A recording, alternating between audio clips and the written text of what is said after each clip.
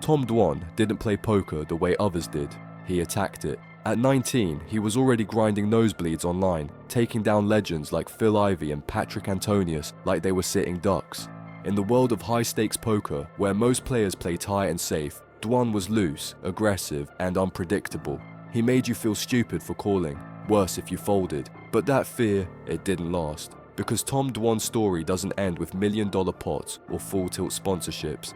It ends with debt collectors, unfinished challenges, paranoid rants, and one of the most bizarre public meltdowns the poker world has ever seen. So how does one of the most respected and dangerous poker players of all time fall this far? And was it really just about money? Tom Dwan didn't come from money. No Vegas background, no high-rolling relatives, just a kid from Edison, New Jersey who got $50 for his 17th birthday and turned it into a bankroll. His username, durrrr, chosen specifically to tilt people when they lost to him. He started out playing $1, $2 no-limit hold'em online. That didn't last long. By the time he was 18, Dwan had already made over $15,000, and within a year, he was dropping in on the highest stakes games on PokerStars and Paradise Poker like he owned the place. What made him different wasn't just his aggression, it was his fearlessness.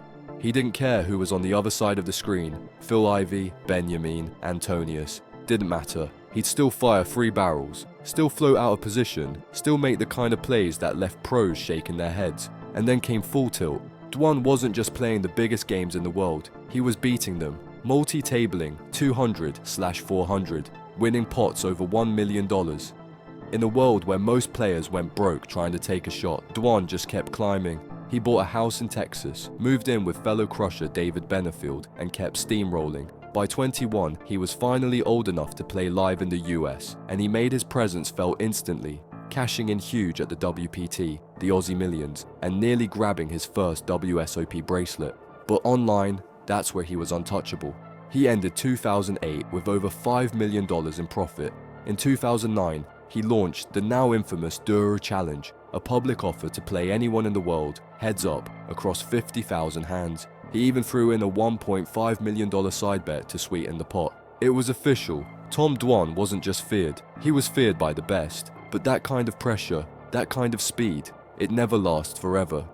In 2009, Tom Dwan pulled off something that no poker pro had dared to try. He challenged everyone, 50,000 hands, heads up, 4 tables at once, no limit hold'em or pot limit Omaha, stakes of 200-400 minimum, and to anyone brave enough to take him on, he offered a side bet. They'd put up $500,000 and he'd put up $1,500,000. If they won by even a single dollar, they'd get the profit and the side action. It was one of the boldest moves ever made in poker, and at first it worked. Patrick Antonius stepped up, so did Daniel Cates, better known as Jungleman. Dwan was already feared, but now, he was mythologized, the kid who didn't blink, the guy who baited world-class pros into high-variance war zones, and usually came out on top. The match against Antonius started with fireworks. Dwan erased a $400,000 deficit in under 2 hours and eventually built a lead of over $2 million. Patrick tapped out with more than 10,000 hands remaining. Then came Jungleman, and everything changed. Jungleman wasn't just another name, he was calculated, surgical, unshakable. Through nearly 20,000 hands he had Dwan buried, down more than $1 million.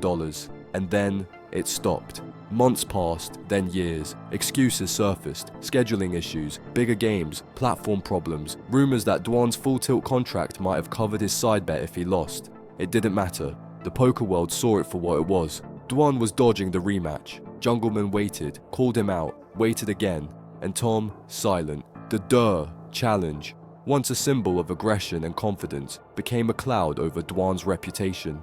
What started as the ultimate test of skill ended as one of poker's longest-running disappointments. By 2010, Tom Dwan wasn't just a poker star, he was a walking financial grenade.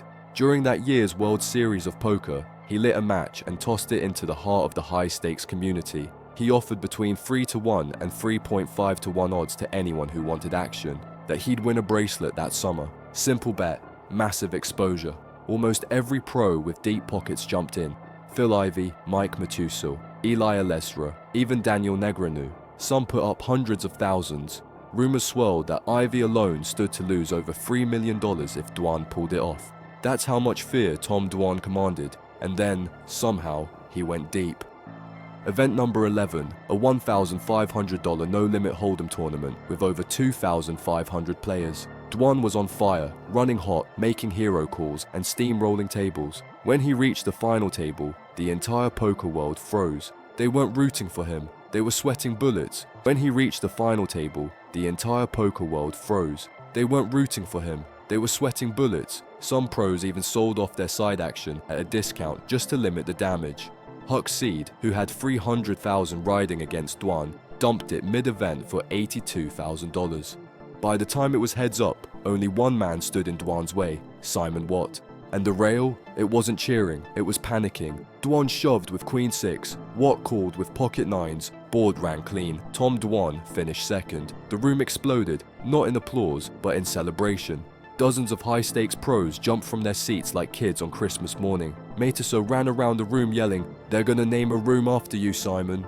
Dwan, meanwhile, didn't say much, just asked if he could pick up his payout tomorrow. He cashed for $382,000, but if he'd won, estimates say he stood to make between 9 and 12 million. Instead, he left with a busted bracelet dream and a mountain of regret. For years, Tom Dwan was seen as poker's golden boy. Fearless, brilliant, unstoppable. Then the debt started surfacing. In early 2024, high-stakes pro Peter Jetton dropped a bomb. He claimed Dwan owed him $226,000, unpaid for over 4 years. The money came from a piece Dwan bought in Jetton's Aussie Millions run, but according to Peter, Dwan never paid. The tweet lit up poker Twitter. Jetton said Dwan had been stalling, promising to settle up soon, but constantly delaying. When he finally went public, he claimed it was because he knew Dwan would never pay otherwise. Others stepped forward. Haralabos Vulgaris said Dwan owed him $350,000, dating back over a decade from a sports betting deal where Dwan supposedly lost the shared winnings gambling elsewhere. Vulgaris only got paid because a third party, who owed Dwan a 7-figure sum, sent the money directly. Then came Jungleman. Daniel Cates has quietly claimed for years that Dwan owed him over $1 million from their unfinished durrrr challenge. Every so often he'd resurface with a post or interview to remind the world the debt still existed, that the challenge was still unresolved, that Dwan was still dodging. And despite the accusations, Dwan didn't deny them outright. Instead, he fired back with frustration, claiming delays, bad accounting, and third-party misunderstandings. He called Jetton a clown, suggested Vulgaris wasn't being honest, even hinted that he was the real victim. The poker world was torn. Some believed him, others had heard enough. Doug Polk called the durrrr challenge the biggest individual scam in poker history. Not because Dwan stole money, but because he set expectations, took bets, and vanished when things didn't go his way. It was no longer just about a few unpaid debts. It was about a pattern, a legacy being rewritten in real time, not by results, but by reputation. If the debt scandals chipped away at Tom Dwan's reputation, what happened in London blew it to pieces. On April 29, 2024, Dwan began tweeting from a mental hospital in the UK. What started as cryptic, confused posts quickly spiraled into full-blown paranoia. He tagged politicians, accused the US and UK governments of conspiring against him, claimed he'd been drugged, said his rib was broken, his lung punctured, his hand fractured, all by London police. And that wasn't even the strange part. He said flight attendants erased his phone, claimed to be under threat from intelligence agencies, repeatedly begged people not to let doctors sedate him. At one point, he tweeted out his hospital room number and asked for non-drugged water.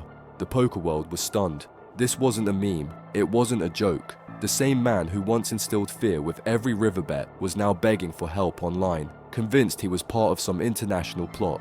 Reporters got involved. Will Shillaby from Poker News managed to speak with him in person. He confirmed Dwan was alive, coherent, and physically unharmed, but clearly unwell. Sectioned under the UK's Mental Health Act, Dwan was now undergoing psychiatric evaluation. Some fans speculated he was faking it, trying to dodge his debts or generate sympathy. Others pointed to his erratic interviews and unhinged rants from earlier that year as proof this wasn't new, that the breakdown had been building for a long time. Meanwhile, players like Ryan Feldman and Rob Young publicly offered help. But Dwan didn't seem to want help. He wanted out of the hospital, out of whatever he believed was happening to him, out of a world that by all appearances had turned against him. He tweeted, "I am so scared. I am a good man. Please help me survive the next few hours." For someone once called poker's most feared player, it was a tragic sentence. By the end of that week, the tweets stopped, but the damage was already done. Tom Dwan built his name on risk. He didn't just embrace variance, he hunted it. He made a career out of chaos, bluffing 5 streets, firing off 20 buy-in swings like it was nothing, crushing live games in Macau, embarrassing legends on full tilt. But somewhere along the way, that chaos stopped being profitable. Click here to see what Daniel Negreanu really thinks about high-stakes poker and why he says the whole scene is a lie.